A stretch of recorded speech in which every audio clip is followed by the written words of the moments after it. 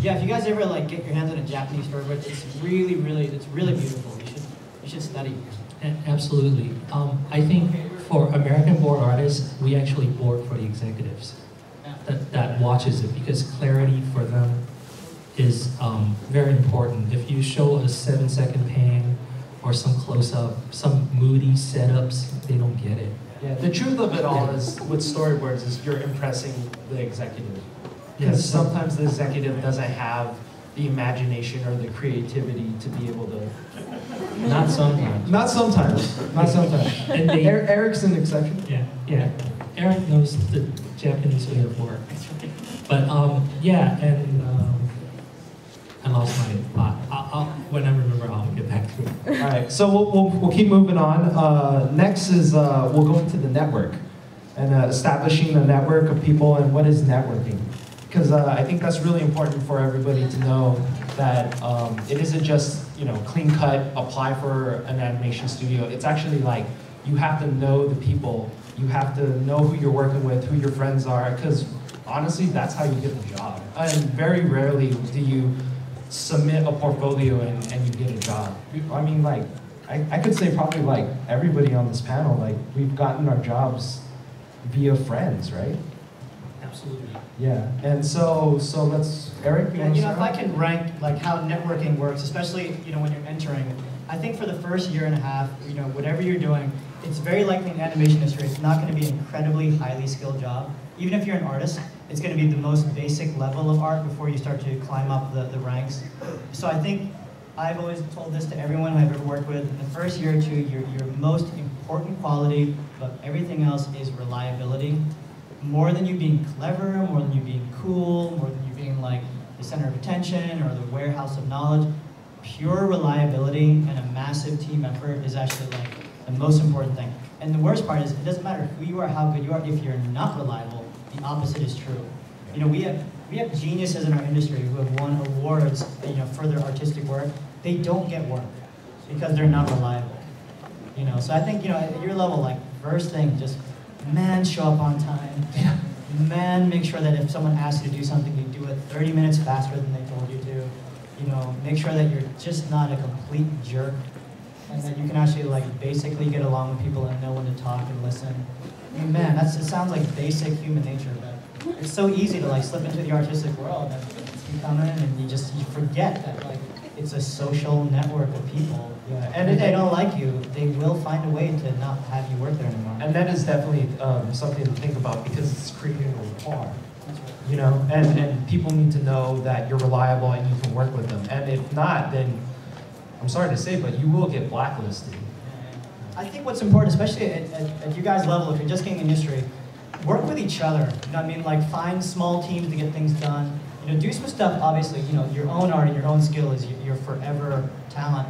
But if you can actually team up with someone to get something done, you'll get a microcosm of what it's like to be in production. You won't be surprised when you're working with a guy who's doing lettering for your comic, and it's not the way you like him, it's not the way you like it, and you have to get on the phone with that person and really explain why the lettering should be a little bit different without pissing them off, but getting the results, and the fact that you're not paying them, and you want to get it online for yourself.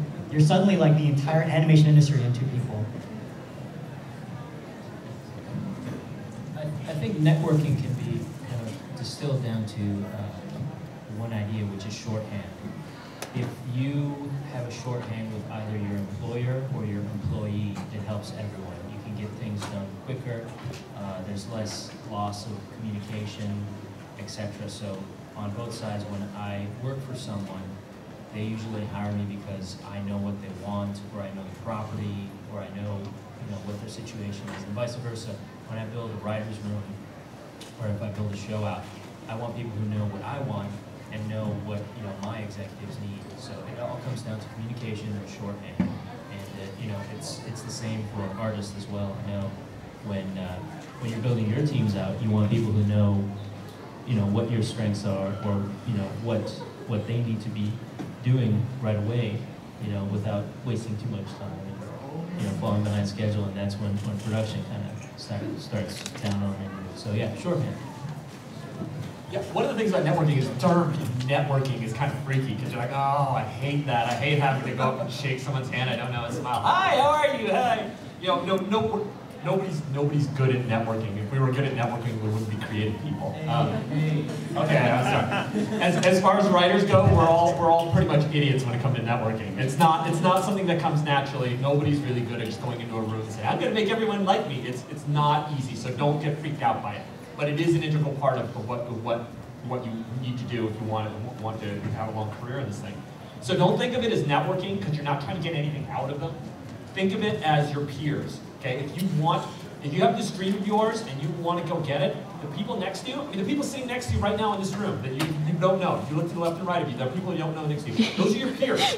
Those are people who are going to be coming up with you. You guys have the same goals, you have the same dreams, and maybe 5 years from now you're going to laugh at it and say, oh my God, remember back at that Anime Expo? Yeah, maybe what did we do before we broke in? 2000, I'll tell you personal experience. 2004 at Comic-Con in San Diego, I was not a pro. I didn't, I hadn't gotten anything on the air yet. I was just a nobody. But I met two people. We just hung out. We just started talking. We started talking about TV and movies and comics. We went to, we had dinner. We just after a panel, we went just hung out and had dinner and just talked and we shared stories and we became friends after that. And in the 7 years since then, I've worked with them on a bunch of different shows.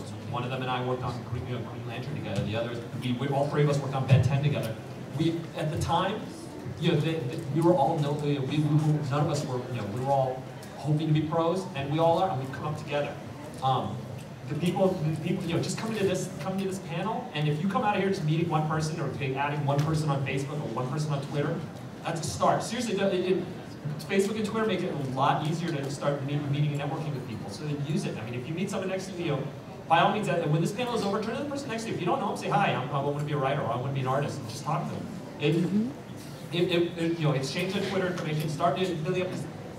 This networking, it's a big scary thing. Like, oh God, networking. It's not that scary. Because you don't approach it as, oh God, I hope they like me, and I hope I get something out of it. It just says, you know what, these are my peers, and if I get to where I want to be in 5-10 years, I'm going to be hopefully working with these people. Okay, this is like a professional thing, but actually George and I were talking about this, but it's like kind of a current issue with culture, which is once you enter the professional world, your Facebook and Twitter have to kind of be not that weird. Actually, yep, and there's two kinds of weirds that like instantly come up, or three, I don't know.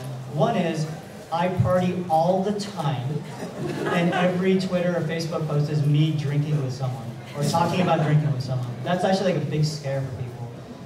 You can say that to my face without having to. That's right, yeah. Two is actually, I'm very negative. Like a lot of people just like constantly complain and say bad things or talk badly about the industry. That's really, really bad. It goes around very quickly. And I think three is just plain odd. No, odd is pretty funny actually. Yeah. It's hard to describe it. Yeah.